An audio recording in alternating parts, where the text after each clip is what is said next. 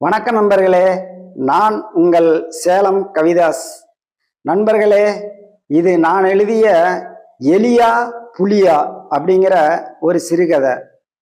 நண்பர்களே, ஒரு காட்டிக்கு உள்ள ஒரே வங்கல 5-6 எலிகள் ஒன்னா வாழ்ந்துக்கிட்டு வருது.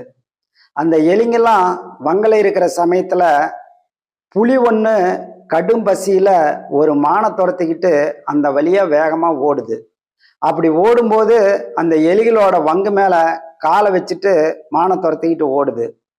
வங்க விட்டு வெளியே வந்த எலிங்கெல்லாம் கோவத்துல, யாரா நம்ம வீட்டை சிதைச்சிட்டு போறது, அவனை பிடிங்கடா அப்படின்னு சொல்லி அந்த புலி போன திசையிலேயே பின்னாடியே ஓடுதுங்க.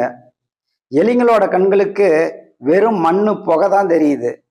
ஏமாற்றத்தோட எலிகள்லாம் திரும்பி வந்துடுது.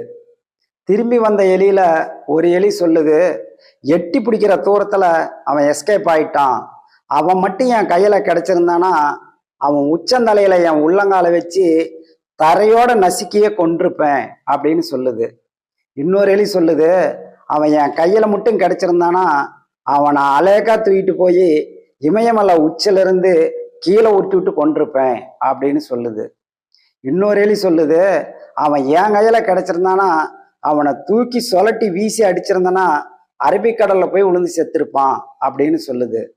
அப்போ அங்கிருந்த ஒரு வயசான எலி சொல்லுது, அட விடுங்கப்பா, நாம 5-6 ஆளுங்க, அவன் ஒத்தையா இருந்திருப்பான் போல, அப்புறம் பயந்துட்டு ஓடாம என்ன செய்வான் அப்படின்னு சொல்லுது.